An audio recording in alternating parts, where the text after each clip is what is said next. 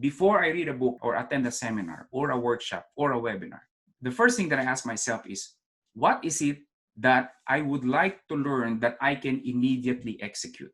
Ito po yung sinasabi ko sa training, there's a difference between just in time and just in case. Kung katulad ko po kayo na medyo laging parang kailangan lagi may binabasa, ang tendency po natin is to think that we need to, parang we're always yung fear of missing out. You know, yung FOMO. Like, oh man, may bagong tool na naman about this funnel and this marketing and all.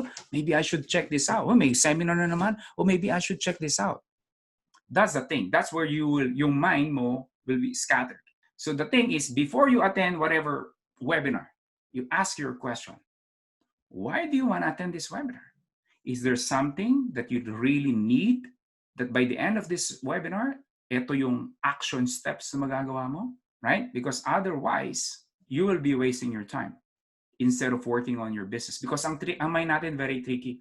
Para lang masabi natin may na-accomplish tayo. Ay, magbabasa muna ako ng libro. Ay, magbabasa muna ako ng YouTube video. Ay, makikinig muna ako ng podcast about marketing. But really, we're just trying to avoid the necessary work. Okay? I'm not saying you're doing that. I'm just saying that's how our mind tricks us.